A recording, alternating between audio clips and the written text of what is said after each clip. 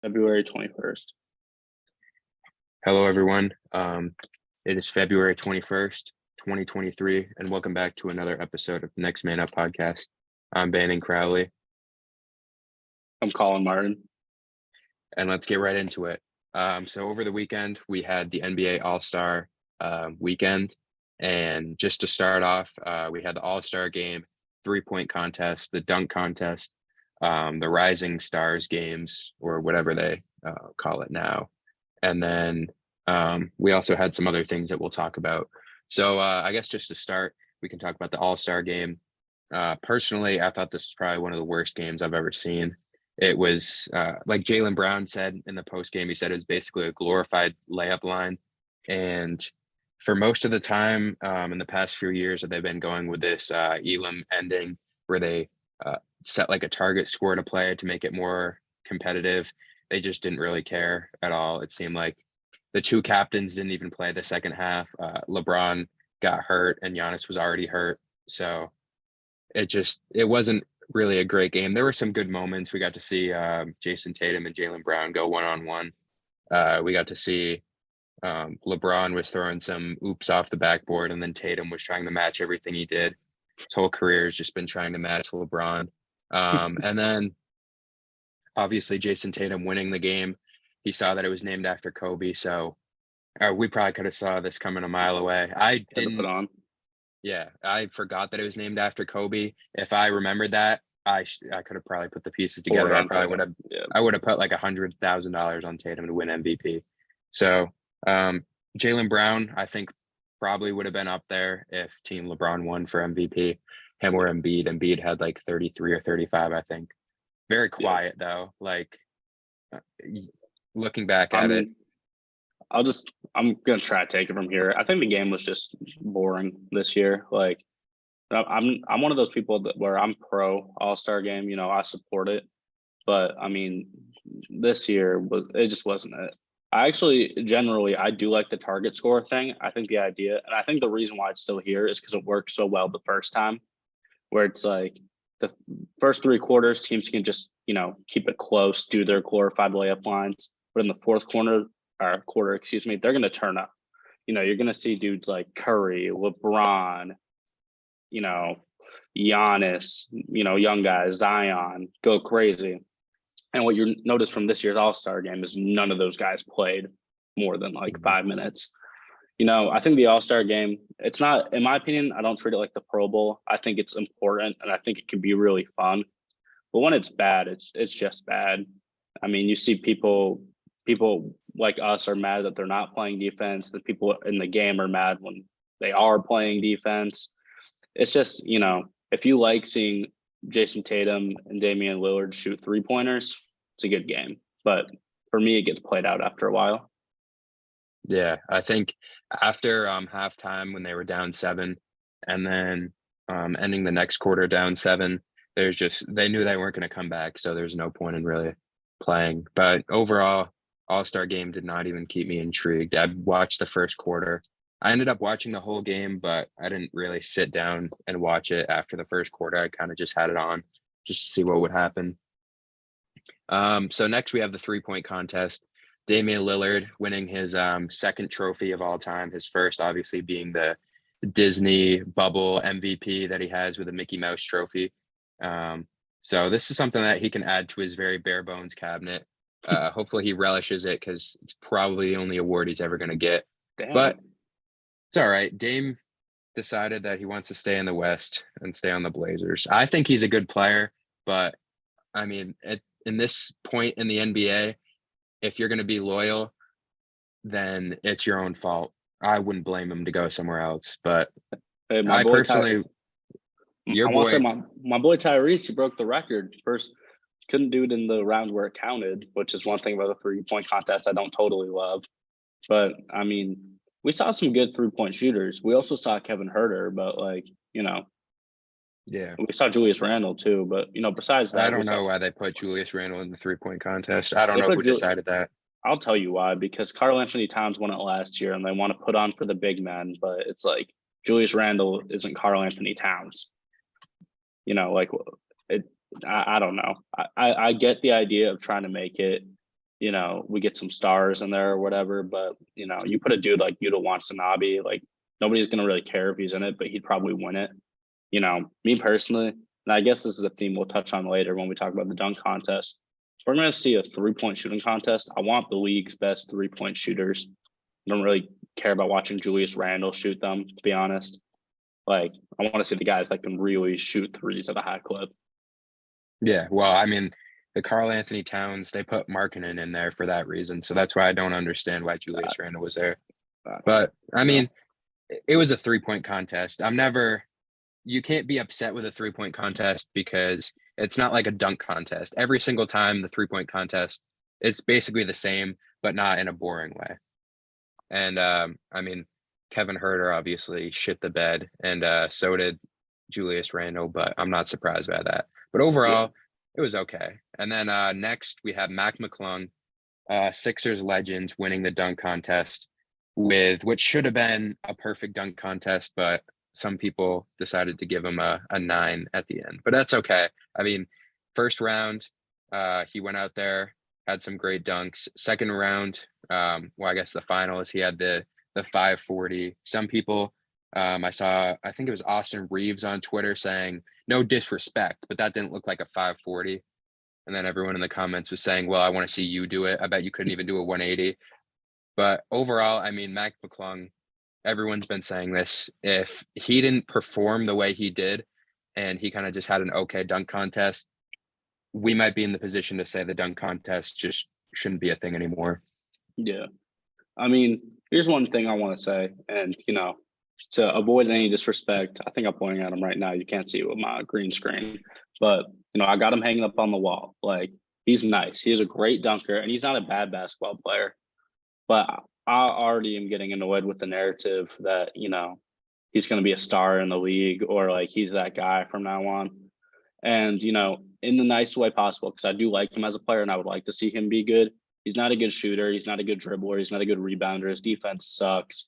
He doesn't pass the ball. His dunks are cool, but only really in the fast break. So besides that, he's dope. But I'm, I'll give him credit because he might have saved the dunk contest. But just to throw this out there, let's not pretend like he's some rising star right now. Now that I'm done hating, I will say it was so nice to see someone that actually cared about the dunk contest in it. And that's one thing I will say. Mac McClung happens to be one of the better dunkers of a basketball in the world. But generally, I think that we see guys like, Ja or Zion, the people that we always say, it's not that they can't do this stuff, it's that they don't care. And I think what we were missing from the dunk contest wasn't the ability to do cool dunks. It was people that gave a shit. And Mac McClung is one of those people. So that opens up a question I kind of want to ask you. This is unprompted. Would you rather get to a point where we see 4 NBA players that really care? Or are you on the train where it's let's not make this a full NBA thing. Let's celebrate basketball. Let's get the 4 best dunkers we can find. Where do you lie on that? Well, I think I'm kind of somewhere in between. Personally, I remember in high school during my free periods, I would watch like 5 dunk contests in a row. I would watch high school dunk contests with people that didn't even end up playing like college basketball just because it's exciting.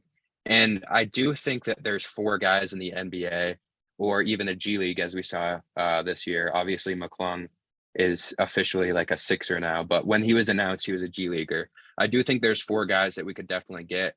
A guy that you mentioned, Zion, he actually said this year that he would be up to do it next year. Obviously, he was hurt this year, but there is guys like Ja who just completely were like, no, I'm not going to do it, which I guess I understand from like a injury standpoint, if that's what he's looking at, but that's not why. It's because they're not offering him enough money. And for a guy like him who, I mean, is willing to throw all his money away, which we've seen recently, I don't understand. I guess the ego of players like him is kind of the reason why. A lot of people are saying, oh, well, this is all like guys like LeBron and all the like stars of the 2000s who didn't compete in the dunk contest. But I mean, a guy like LeBron definitely could have, but I don't think we can weigh it all on them because like right now is the time where we need to shift it. because there's so many good athletes in the NBA. So I think if you can get 4 good guys, like next year, we could have Zion, Mac McClung, not Jericho Sims. He should not be in the dunk contest ever again. That was But tough. I do think there's obviously some great dunkers out there that we can get. If there does happen to be a guy, I know there's a lot of like overseas like competition and stuff we see all the time that you were kind of alluding to, like the Bleacher Report leagues. They give out like 50,000. If there is guys that want to dunk and you want to put the best dunkers out there, I think we could. But I do think if you really dig deep, like this year, Mac McClung, obviously in the G League, people knew who he was, and he knew he was a good dunker. But if he didn't sign that G League contract, he wouldn't be there. So I think there is guys that we can find. Yeah. Moving on to the next point. I mean, the Rising Stars game. I just want to like throw my 2 cents out about this. You mentioned the G League as well. I'm actually a fan of the new Rising Stars format. I think there's too many good players to just do the old thing of rookies versus sophomores or international versus American. And personally, the new format, it just shows off so many new players. And it also allows these G League dudes that will be Rising Stars, it allows like the normal fan to get a good read on them. You know, it was fun for me, at least as a big fan of the G League, to see Scoot Henderson out there, to see Leonard Miller out there. Because sure, they're not in the league right now, and sure, they weren't going to win the game against other dudes that all made the league. But those are going to be guys that you want your team to draft like in a couple months, maybe a little longer than that, but you get the idea. Like these are guys that are coming to your team soon, and you get to see them against NBA competition a year early. I think it's really interesting, and I also like the idea of in a rookies versus sophomore game, obviously it wouldn't be the same guys, but you'd see these people all grouped together. USA versus international, it's the same deal. Here you can really mix whoever you want, and having these guys such as Pau Gasol or Jason Terry or the other captains who I'm forgetting representing these teams is really cool. I'm all for it, to be honest. I'd like to hear your opinion too. Yeah, I mean, overall, this was my favorite part of the weekend, which I was kind of surprised to see. But watching all 3 of those games, I was very intrigued the whole time, like just sitting down and seeing all these great players. Team Pau Gasol, I think was definitely the best team overall. He had guys like Paolo, Benedict, Jaden Ivey, Scotty Barnes, Jose Alvarado, who was just probably the best part of the All-Star weekend, in my opinion. Keegan Murray. And then there were some other good guys too that we got to see. Your guy, Bones Highland, AJ Griffin. I'm a big fan of him. And then Josh Giddey went out there too. Him and Evan Mobley, which we kind of see as like not superstars, but like pretty solid NBA players at this point. It's good to see them kind of competing against other teams. And then obviously the G League team that we got to see, guys like Scoot Henderson, Mac McClung was on that team too, Scottie Pippen Jr., Kenneth Lofton, my guy. It was good to see a bunch of players out, and I think the format is perfect for this. And I'll touch on this a little later, but like the way that they set this up, there's so many good players that if they just had an all-star game, just like they used to, and we saw like this year, then most of these guys wouldn't really care that much, and then they'd just be doing layups. I don't want to see G League guys doing layups. I want to see them actually compete. And I think one thing that's good about the format that, it seems obvious, but it's important to touch on. When you have 4 different teams, like you're not just playing and it's, to a target score, like you want to play. You don't want to be on the losing team that has to sit out. At least, it inspires you to go out and win the first game so you can make the final. So you see dudes trying. And then once you're in the final, you're like, damn, this is the game. Whoever wins gets the trophy. It's not like this thing where you're, half-assing the whole game. So maybe you can go crazy in the fourth quarter. There aren't quarters. It's just the target score. And I think that's what the NBA is trying to accomplish with their All-Star game. And you couldn't really play the All-Star game in this way logistically. But I think that's what makes this Rising Stars games super fun. So I think we agree on that. Yeah. Another thing I wanted to bring up, Karl Malone at the All-Star weekend. This has been it hasn't been talked about as much in I guess the big stream media, like people like ESPN, just because we know they like to kind of keep that low key a little bit. But I've seen a lot of people talk about Karl Malone being at the All-Star weekend. And the stories about him obviously coming back this weekend, him being there because he was laying low from the NBA. He kind of just lives on a ranch somewhere, and then he came out. Obviously, him and Kareem were there for LeBron's presentation, and I don't know how. I'll ask you how you feel about this first. Yeah, I wrote pretty extensively on this, but I'm gonna keep it simple. And I'm also gonna avoid heavy swearing like I did in my response. But I just effing gross, I guess. It's gross. I have pretty strong opinions on this. And here's what I want to say, like to start. Like I understand the NBA not wanting to exclude him entirely because that only brings more attention to it. And I think that's a horrible reason, but at least, it's understandable to an extent. I thought the whole bringing him on stage with Kareem and LeBron was unnecessary and super weird. Like I see LeBron and I see Kareem and I think, wow, like these are stars. They don't have like this horrible, disgusting track record. Like these are guys that just are great at basketball. So when they interact, I enjoy it. I like seeing, legends coexist or whatever. Karl Malone is just totally tainted. It's really disgusting to me.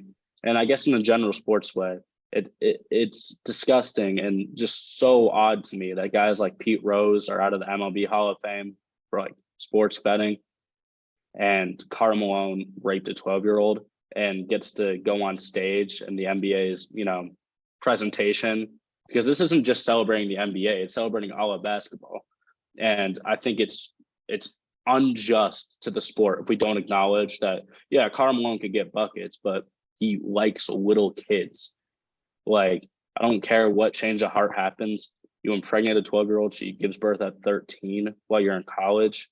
It's just disgusting. And, it sucks that, when things are tied with Utah in the NBA, of course he comes up because he's the best player in Jazz history. But, that doesn't necessarily taint the All-Star weekend for me because there's so much more to the weekend than that. But it really leaves a horrible taste in my mouth. And, it's uncomfortable to talk about, but I think it's important that we talk about it. We're not being brainwashed by ESPN or Fox or any company telling us what to say. So I think it's important for us to at least mention that, even if it's a bit awkward sometimes. Yeah, I mean, there was a lot of people that I saw this weekend too that like people heard the story for the first time because it's kind of just been like put under the radar. And I heard about this story a few years ago and I've known about it, but no one talks about it, which is kind of weird. I mean, like you said, I understand that if you just completely leave them out and then they go up there and they're like, oh, here are the top 3 scorers, and then they're like, Karl Malone, get him off in like half a second, people are going to be like, oh, that's weird. Why isn't he there? And then people look into it, and then there's not really a good way to go about it. But if this is the like last time that we kind of see him for a while, then I guess that's okay. Obviously, he was going to be there just because the NBA wanted to do whatever they wanted to do. I mean, they could have just had Kareem and they would have been fine. But I don't know. There's not really a good way to go about it because you No. either leave him out completely or you have him there, and it's just a bad situation overall. Yeah. And like, I'll say what I will about the NBA, how I don't appreciate seeing him there, but it's not, Adam Silver's, choice that one of the best basketball players of all time is just a disgusting human being. That's Yeah. something that you have to pivot from. And I agree. There's not much right you can do with that situation. So next, just to kind of wrap it up, I wanted to talk about what I personally would do kind of to fix this All-Star weekend. I think overall, the 3-point contest, nothing you really need to change about that. Obviously, the dunk contest, there's nothing that you need to change format-wise. It's just getting guys to actually compete in it. That's the only problem. The Rising Stars games are perfect. And I kind of said earlier, I wanted to come back to that. I think there is plenty of NBA players that are good in this league and good enough stars to play. And there's 28 guys separated into seven players on 4 teams in the Rising Stars game. And I don't see why we couldn't do that for the All-Star game. I know it would be different. And but I don't think that's a bad thing. I know the MLB and the NFL obviously do their East versus West, whatever you want to call it. And now the NBA got rid of the East and the West. So if they're already drafting teams and there's no East or West, I don't see why we can't do this.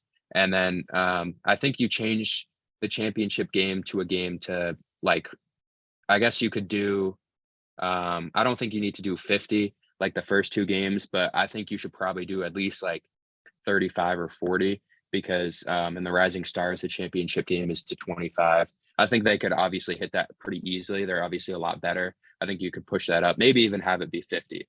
But I think if you have four teams, and then obviously you have the top two guys in the West and the top two in the East draft, and you all pick your teams. I mean, personally, for me, if you have those games, I think that would be the most exciting thing you could do. I want to agree with you on that. And, I mentioned that earlier, something that might seem difficult. But, the more I think about it, that would make me way more engaged. I think the players would be more engaged. The NBA embraces this whole playground style with the draft thing. That's as playground as it gets. You literally have teams saying, I got next. I, I'm totally in on that. And then I think it would be very easy that, you pick the two East captains, they play each other. You pick the two West captains, they play each other. Then they meet in the champ. And then, you can still pretend like you care about the East versus West. I really like that. I'm with that. Yeah. And I mean, just if we look at it this year, or I guess even in the future, potentially captains we could have LeBron, like a team led by LeBron, a team led by Curry, a team led by Giannis, a team led by Embiid, Tatum, especially in the future too. We have guys like teams led by Luka. I don't see any reason why they shouldn't do this. I don't know if they will, but I mean, I guess this is my pitch to Adam Silver right now. I think this could definitely fix the All-Star weekend. And games to 50 with NBA guys is way more competitive than them playing three quarters and then adding 24 to the end. Well, and that's perfect to me because, sure, teams score plenty more than this now, but if I think an NBA game score, it's around 100. You play two games of 50. It's not like you're overselling it much. If you lose, you only played a half. If you win, you only played a game. I think it just anything that encourages participation and competitiveness, I'm all for. I think that's a great idea. Yeah, and especially like injury wise, you might only be playing one game, so you don't have to really worry about that. And it's not like they're going to be hacking each other. We obviously saw that in the game too. But I think, I mean, a game to 50 is, I would still say, is pretty competitive, and we'll get to see more players kind of shining because we'll have more captains, and it's only a game to 50 and you only have 7 guys on your team. So I think that's like the Rising Stars game. You get subs if you need one, but everyone's kind of fresh the whole time. Yeah. I like that. So next, I guess kind of just to stay on the basketball train, we'll move over to college basketball. March Madness starting up within the next few weeks. So I know you're a big college basketball guy. So I just say to start, give me a few teams that are kind of, they can be on the bubble teams. They can be favorites. Who do you like right now specifically? Not to win the whole thing, but a team, like even if it's a bubble team that you like that could maybe win 2 games. Yeah. So I'm going to speed run this a little bit because I have a lot of teams on my list, but we don't have all day. So I sorted it. I have 2 in each of these categories. I have my favorites, teams that people know have a good shot. I have my possible ones, and then I have the crazy ones. My 2 favorites are Houston and Kansas. I'm also an advanced stats nerd. And in order to have a good shot at actually winning March Madness, there's these Ken Palm rankings, which, they break down all these nerd stats stuff, whatever. But the point is you want to be top 20 in offense, top 40 in defense. And, advanced stats can lie sometimes, but they show you pretty well who's good at offense and defense, simple stuff like that. Both of these teams fit that category really well. Kansas gets a big win last night. I trust freshmen like Grady Dick. Sure, he could be streaky at times, but he's just a lights out shooter when it matters. They have veteran presence off their bench. Houston, there's a lot of vets on that team. I like them a lot. I think both of those teams are realistic, March Madness favorites at this point. For the possible, my first possible team that I really like is Miami. Miami has shown that they win at home a lot. And I know that doesn't necessarily serve well for March Madness neutral site games, but I mean, they beat top 25 Providence. They beat number 6 Virginia, and they have good wins against Virginia Tech and Duke. They play Virginia Tech again tonight at VT, so that might be a tough game. But I mean, they have a bunch of bets, which you're going to hear me harp on this a lot. It's so important in March Madness, and they're 22-5 right now. If they win tonight, they're probably going to win out their regular season. That brings them into the ACC tourney on a hot streak. That's exactly what you asked for. My other possible team is Gonzaga. I know people love to hate Gonzaga because they're ranked so high and they fell off this cliff. But if we're really going to look at them, and I'm sorry, I might have mixed up records. Gonzaga is 22-5, and yeah, sure, like they haven't won some games you'd expect them to, but they only really have one bad loss, and that's to Loyola Marymount. You know, that loss sucks, but I think realistically, you can have a bad loss and still be tourney favorites. Then to the crazy ones, I'm going to go through these even quicker. I got Boise State. They beat the hell out of the teams in their conference, and they have wins over A&M and Utah State, which are both teams that are projected to do pretty well. Then I have Providence. You know, we always say roll fry. You know, I root for them a lot. And they're another team. They have wins over UConn and Marquette, who I really like as well. And they're another team with only really one bad loss to St. John's.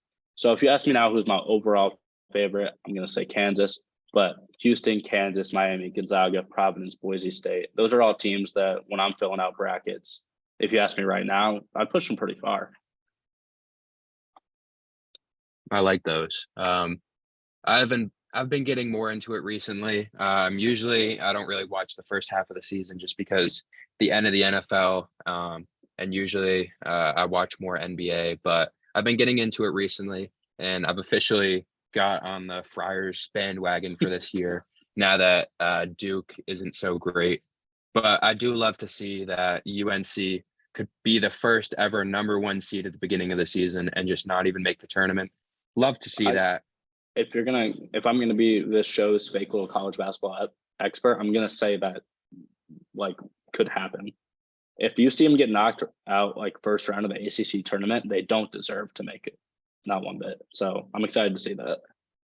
Yeah, I think we've seen it, even you don't even have to watch the games. If you look at the records, pretty much every single top team in every division is 15-0, 14-1, 13-2 at home.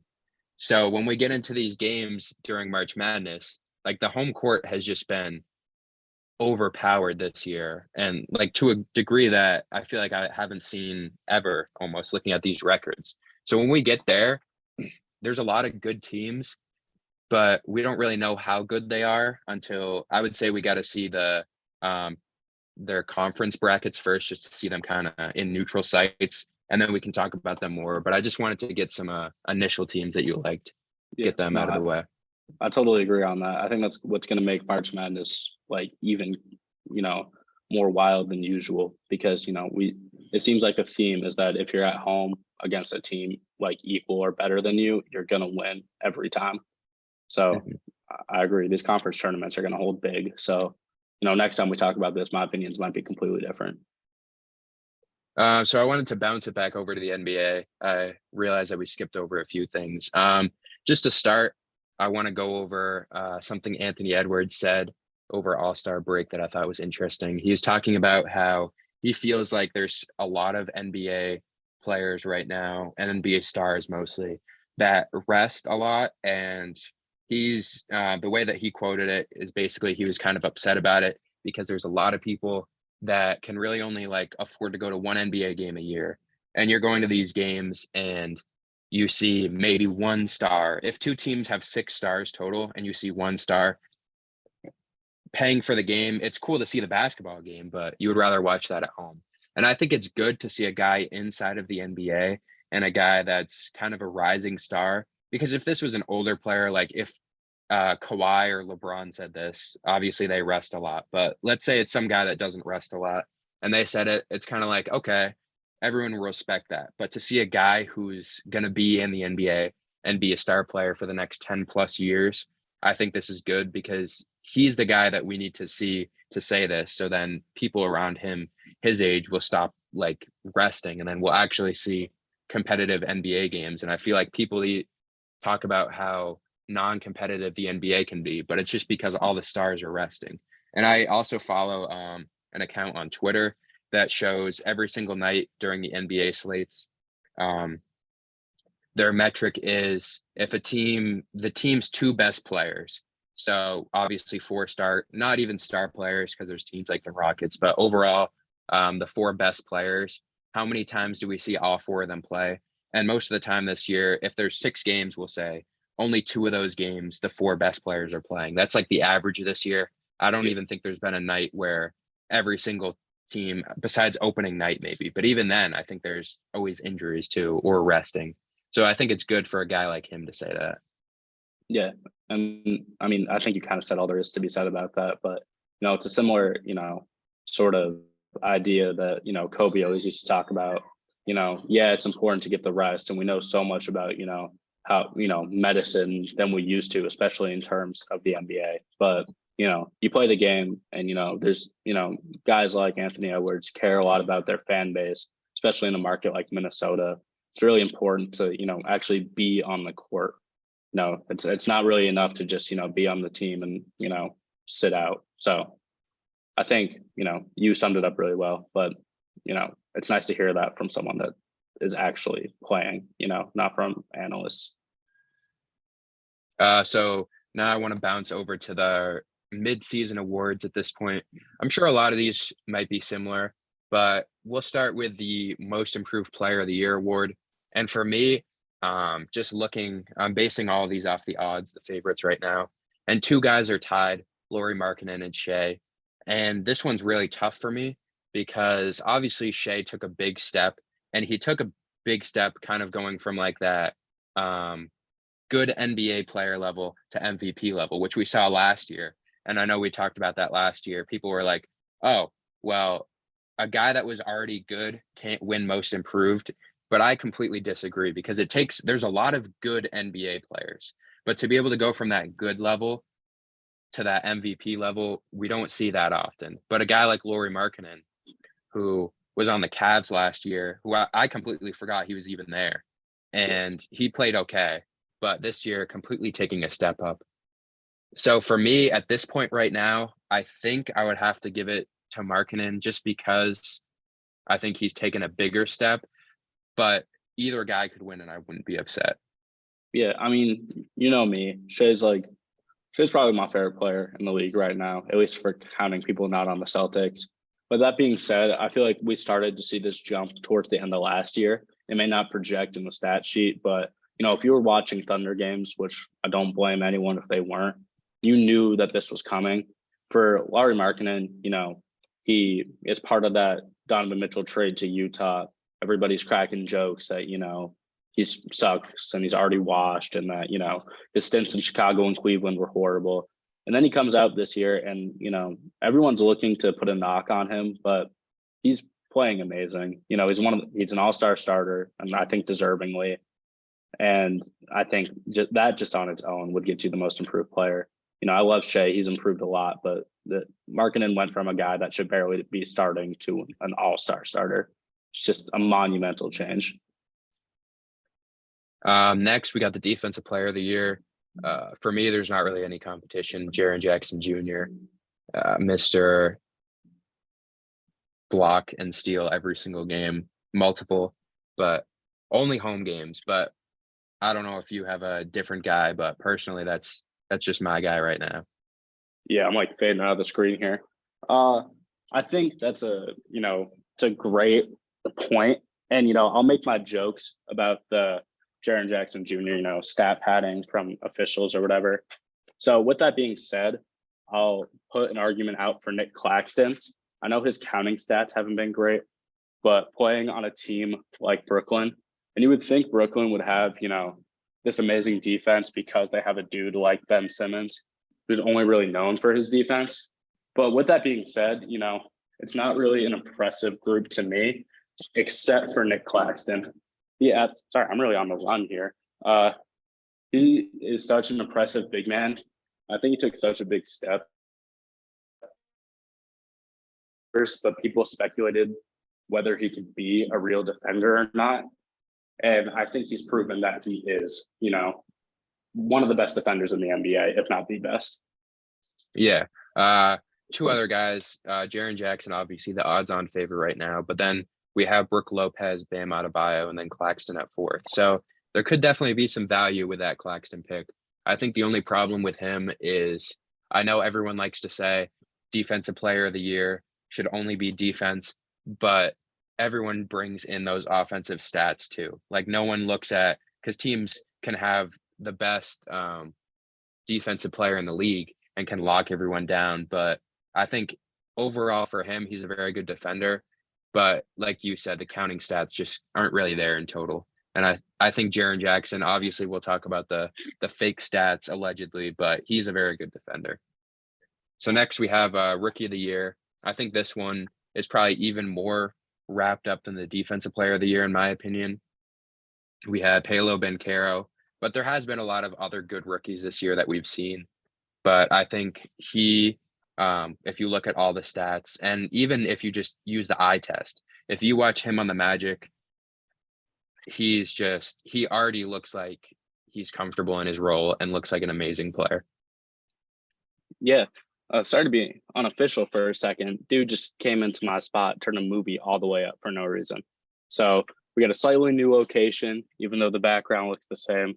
My opinion on the Rookie of the Year, I think it's simple. I think we share the same opinions on that. I mean, Paulo's just, he's a hell of a player. And with no disrespect, Mathurin was knocking on the door for a while, but I think Paulo's run away with it. I think Rookie of the Year, it's kind of a cheat code if you're the best player on your team. And Paulo's the only guy you can say that for. So I won't even provide an argument. And then MVP award. I would say this one isn't as wrapped up as the other two, but as of right now, if you look at it, I would say that Jokic is the favorite, and unfortunately, I guess that's my pick right now. Wow. I was expecting to hear the argument. Yeah, my pick is definitely Jokic. I mean, no discredit to Embiid at all, but I think whether you want to do the advanced stats or you want to do the record or you want to do, the eye test or any of that stuff, I'm going to have to take Jokic. I know Embiid's had a hell of a year. I mean, there's going to be arguments for other guys. Like people will still want to push the Tatum thing. I don't like that at all. People are going to say LeBron, but I just think Jokic encompasses all the things you want in MVP. But I will acknowledge that he might not get it this year. Voter fatigue is very real, especially in NBA voting. So I wouldn't lock it in necessarily. Yeah. I personally think as an Embiid fan that he should get the award. But if I'm thinking from the voters' perspective, I think they're going to give it to Jokic. But I mean, we saw Embiid and Jokic go at it this year, and Embiid absolutely smoked him. But that's just my opinion. But I don't think they're going to give the MVP trophy to Embiid unless he drops 50 points a game, every single game. There's an argument to be made there. Yeah.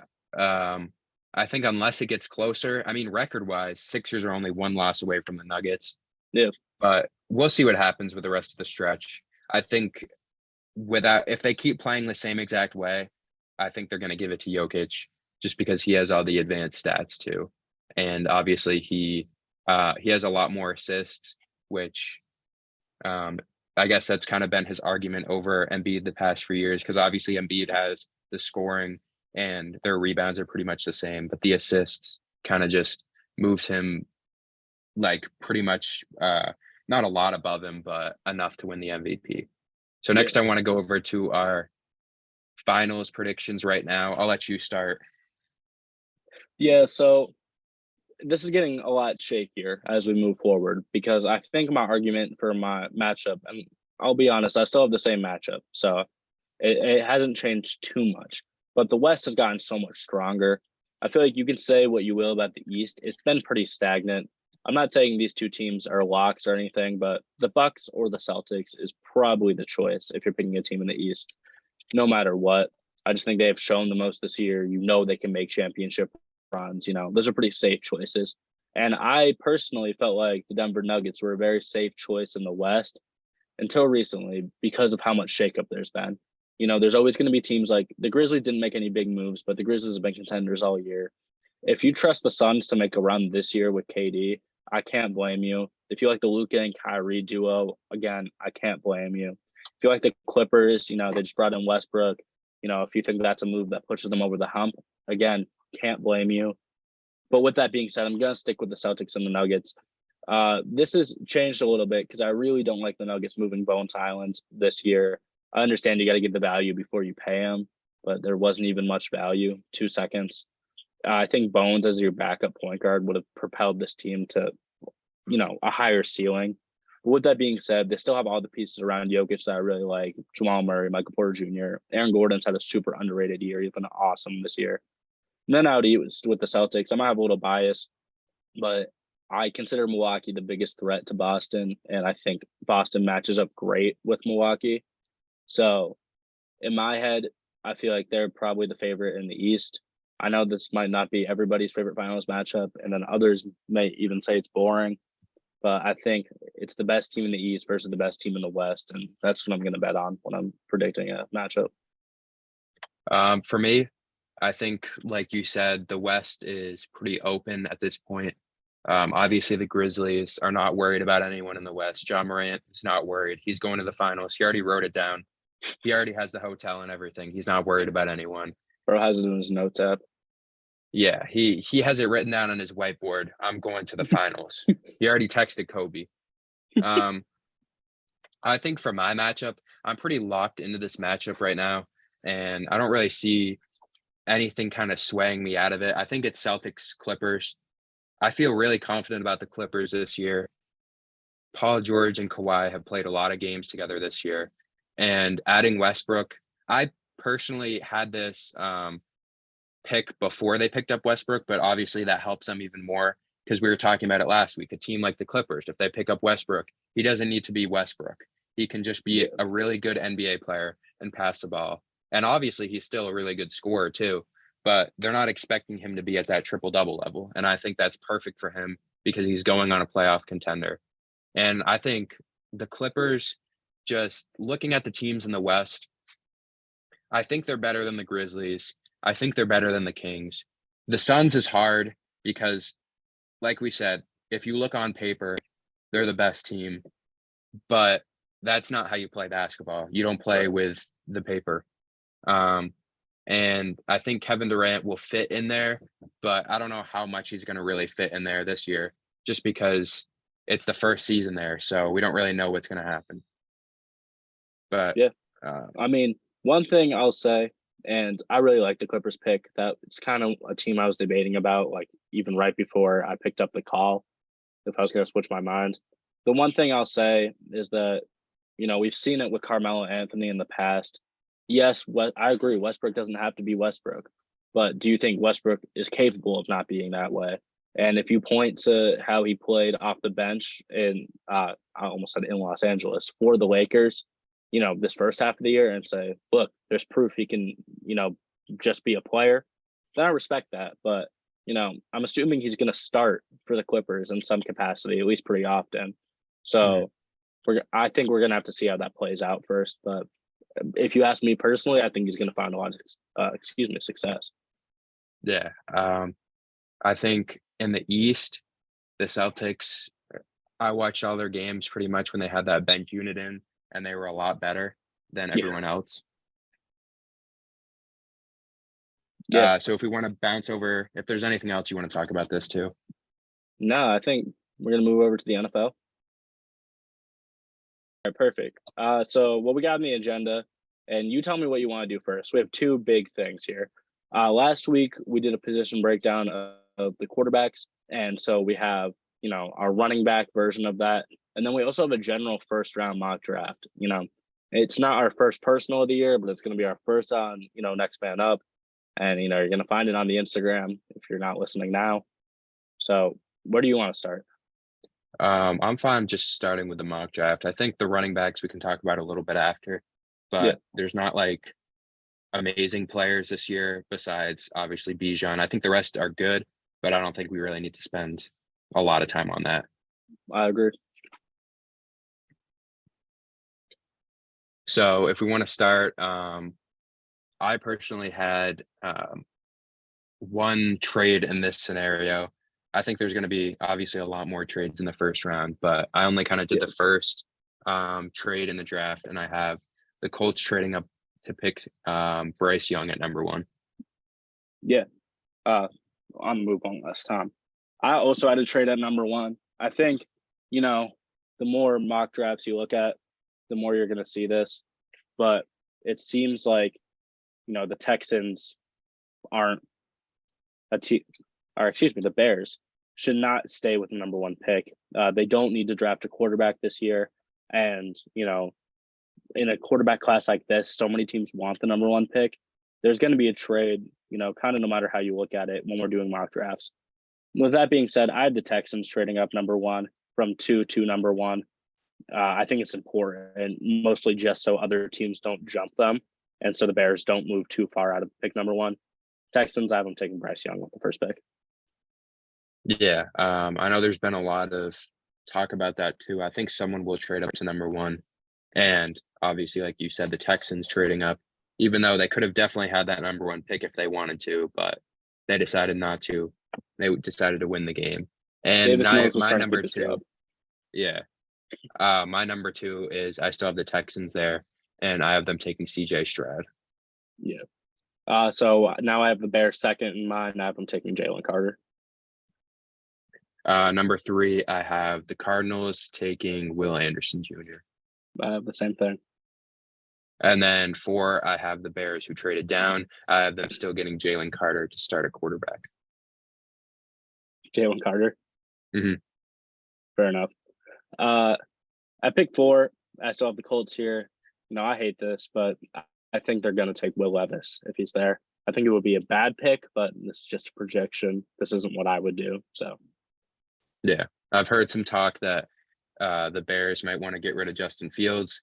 Jalen Carter could be a good option at quarterback, in my opinion. they're going to run the William Perry offense. Yeah, I mean, we'll see what happens. Number 5, I don't have any more trades, so I think we should have the same teams for the rest, unless you have some trades. I have a couple trades, but I'll point them out. Nothing crazy. Okay. So I have the Seahawks at 5 taking Tyree Wilson. I have the exact same thing. I think it's a good fit, and he's a player that's going to rise up some draft boards. And 6, I have the Lions taking Devin Witherspoon. For the same reason, at 6, I have the Lions taking Christian Gonzalez out of Oregon. Yeah, I think either one of these guys. I think it just comes down to preference, and also we'll see a lot when the draft comes out. Obviously, we get to see teams favoring one player, and I think it just depends on who's there and what they want. Number 7, I have the Raiders taking Will Levis, as much as I don't like the pick.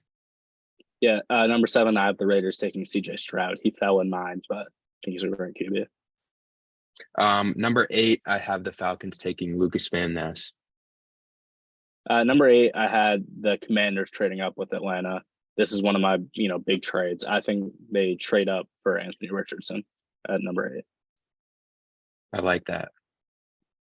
Number 9, I have the Panthers taking Peter Skoronski. Yeah. And number 9, I have the Panthers taking with Lucas Van Ness.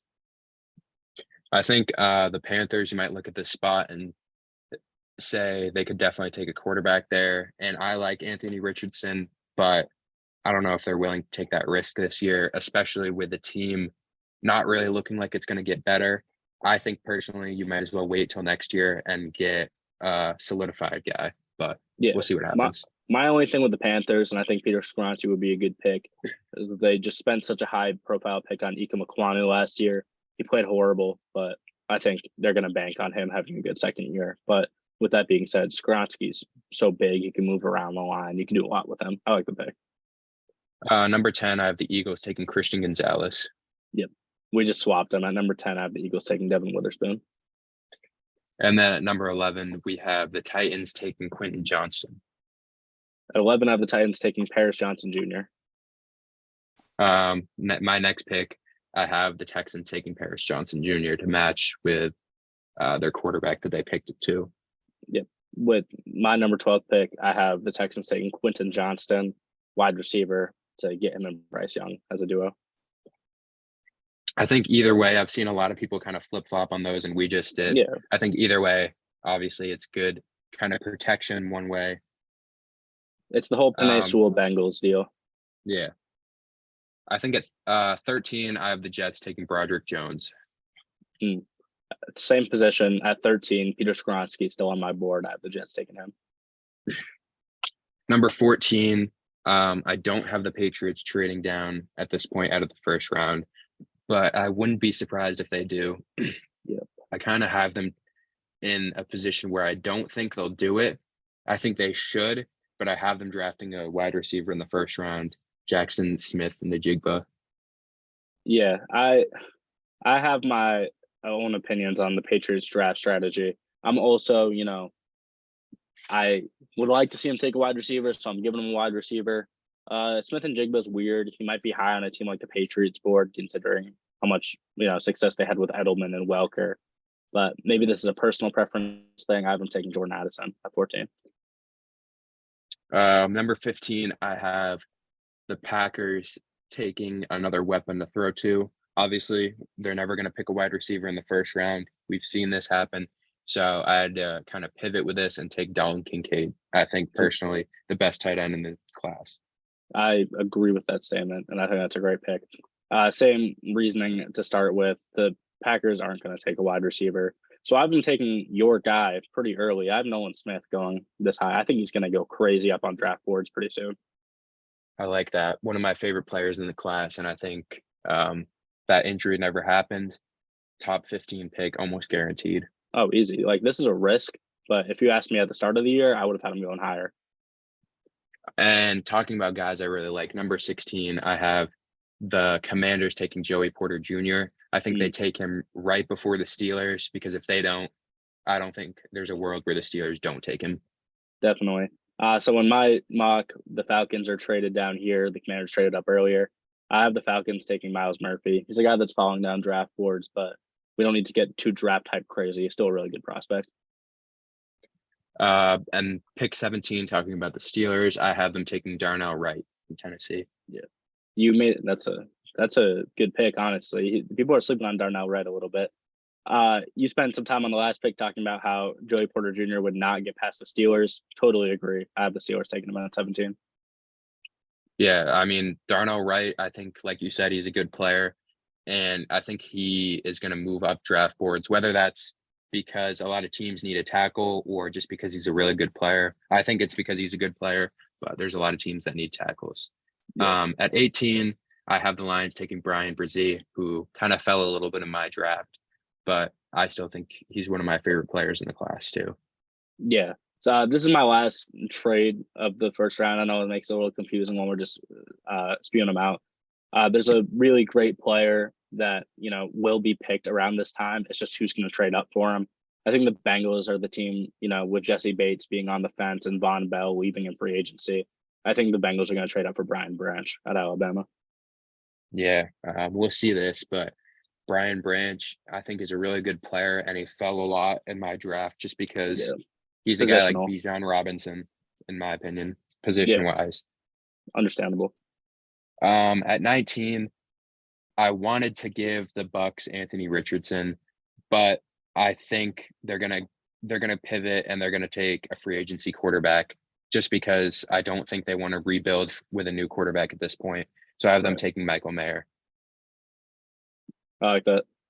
19, he just went on your board. I have the Bucks getting a guy next to Vita Vea, Brad Brzee. And speaking of Anthony Richardson, I have the Seahawks taking him at 20, which might come as a surprise, but I don't know if they want to pay Geno Smith. We've talked about this personally. Yeah. We're kind of on the fence right now if you want to pay Geno Smith. And even if you do, sign him to a 2-year contract. Everyone knows Richardson might be a project guy. And 2 years sitting on the bench, I don't know if he would actually sit for that long, but even if Yeah. he sits for a year or two, that's not bad. I love that pick. If he's still on the board at this point, the Seahawks are better off taking him. On my board, this guy fell way too far. It's his time. Broderick Jones. I have the Eagles solidifying that offensive line. And we'll skip over the Dolphins. Pick 21, we have the Chargers. I have the Chargers taking Jordan Addison, who fell, but I think he's a very good Yeah. player. I have the Chargers taking my guy Zay Flowers for the same reasons. And at 22, I have the Ravens taking Zay Flowers. It seems like a perfect fit for them. They love receivers of that stature. Yeah. So, my ideals when I'm making a mock draft is that, I just draft for the team. I don't look down the board. If Zay Flowers was available by the Ravens pick, he would have gone there too. I have the Ravens taking a little bit on a reach. This guy, it depends what draft board you look at. He could be really high or honestly like third round low. I like Andre Carter at Army, the edge rusher. I think he just fits good with the Ravens. They could use another guy on the edge. It's not the flashiest pick, but I think it's necessary.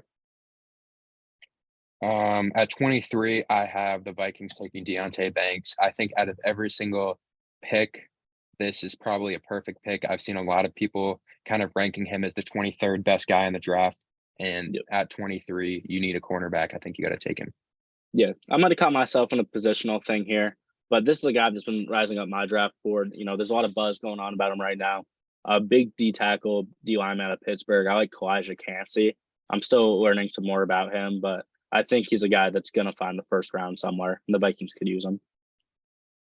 Number 24, I have the Jaguars taking Osiris Torrance to beef up that line. I think they need an interior lineman here, and I think some people might say this is a little bit of a reach. I think he should be in this spot. I think I'm just going to say I have Osiris Torrance going here too. I don't think it's a reach. I agree that there's definitely going to be people that say that, but I think we're on the same page here. They need to beef up the interior alignment. Torrance is going to be a really good NFL player. And then at 25, I have the Giants in this spot. It took me a long time to make this pick because there's a lot going on in my head. Depends. I mean, this might change depending on what we see in free agency, but if Saquon leaves, I think they could take a guy like Bijan Robinson, and I honestly wouldn't be too upset with that. But as I'm standing right now, I have them taking your guy, Jalen Hyatt from Tennessee. Yep. I am with you that I think they're going to go wide receiver. Obviously, a lot of things could change in free agency. It's almost too good to be true on my board. Smith and Jigba still there. They're going to take him. And then speaking of Bijan Robinson, I think he stays in Texas and goes to the Cowboys, considering we're not sure what happens with Tony Pollard. Another great pick. I have the same thing going on right there. And then 27, we have the Bills. I have them taking a little bit of a reach, but when it comes to offensive linemen, I don't really think there's much of a reach. They might be down on big boards, but if you're going to pick a guy at a position, I don't think it's necessarily a reach. I have them taking Steve Avali, a guard from TCU. Well, I don't mind that at all. I'm still yet to do all my line evaluating and watch these clips or whatever, but I like him on my board. Number 27, you talked about him earlier. He's rising up my board a lot as well. I'm going to take Deontay Banks for the Bills. I think the Bills, their secondary is good. I'm not going to pretend like it's not, but there's a lot of dudes leaving in free agency. There's a lot of question marks. I think he's a guy you can build around in the future. At 28, I have the Bengals taking Anton Harrison from Oklahoma. That's a good pick. This is the last thing my trade's going to affect. The Lions are here on my board as the Bengals traded up earlier. You mentioned him earlier. Dalton Kincaid is still on the board. They moved on from Hawkinson last year. They don't really have a solidified tight end right now. I think he would slide in and fill the position for the next 7-10 years. Next, I have the Saints at 29. I have them taking Miles Murphy, which I'm not a fan of him falling this far, but there's a lot of mock drafts having him fall. And I think we'll see what ends up happening. But I do think he'll be higher than this. But at this point, I kind of just have to have him here. Yeah. Number 29 is where I totally have my bias creep in, and I'm not going to pretend like I don't. He probably won't go this high. I just think it makes so much sense. I have the Saints taking Hendon Hooker out of Tennessee. I don't hate that pick. I think they have a lot of question marks at quarterback, and I'm not going to lie to you. I almost gave them Tanner McKee in that spot, but I just couldn't justify giving them a quarterback at this point. But I don't hate them taking Hooker. I think between him and McKee, it just depends on who they like more. And At 30, I have the Eagles taking Brian Branch.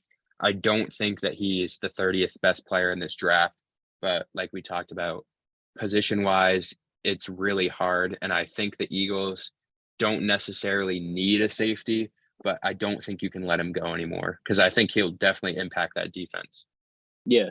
I was in between three receivers for this pick.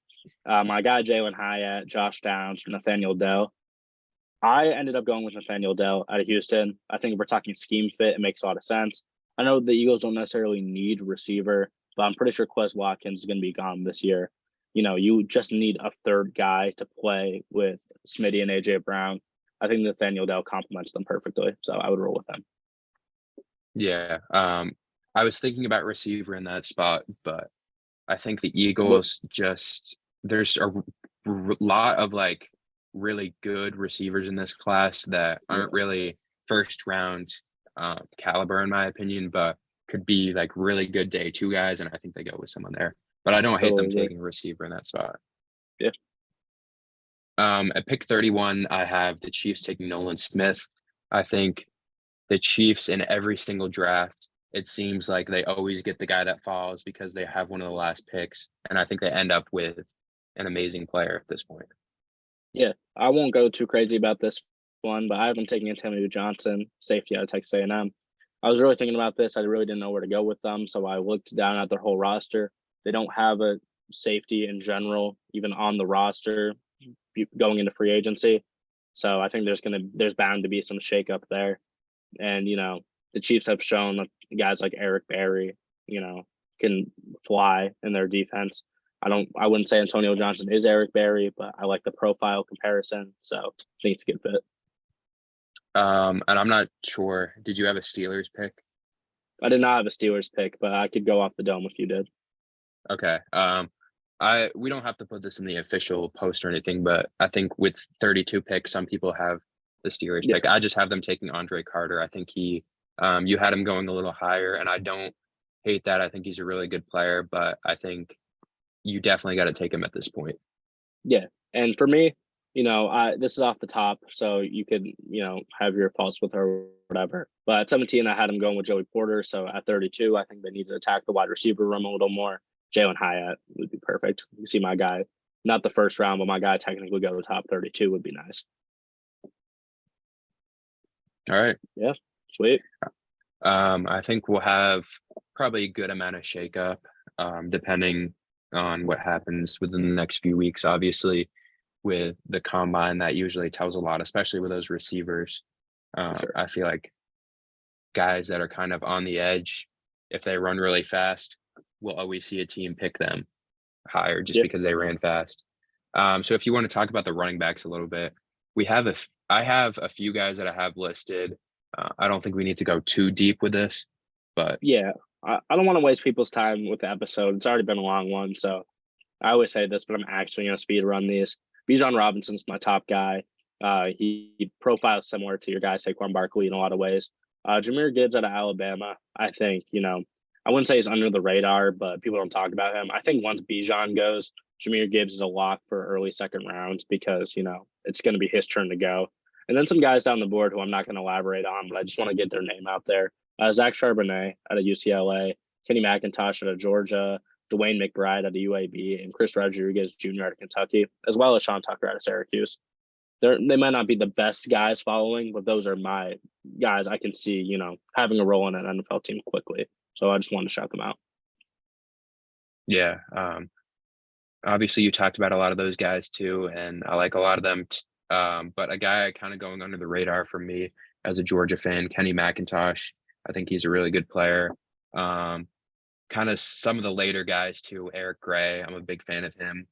Tank Bigsby, who's Tank Bigsby, I would say I saw a lot of people mock him in the first round a few years ago after his freshman year at Auburn, just being really good. But I think there's a lot of good running backs in this class.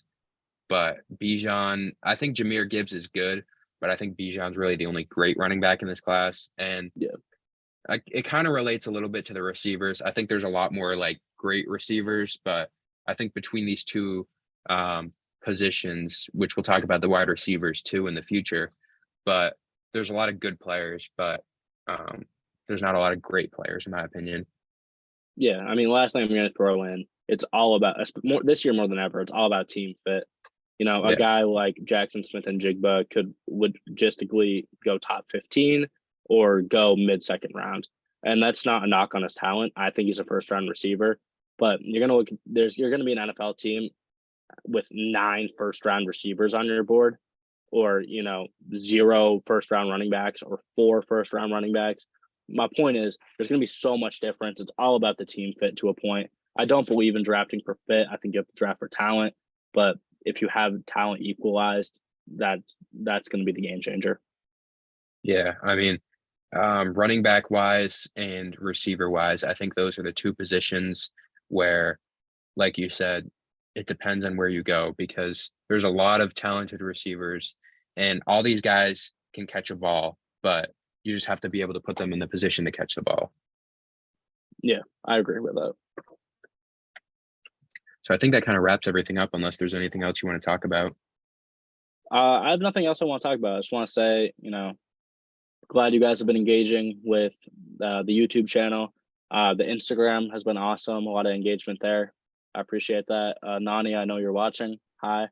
It's nice to know that you tap in. Banning says hi too. You might not be able to see him.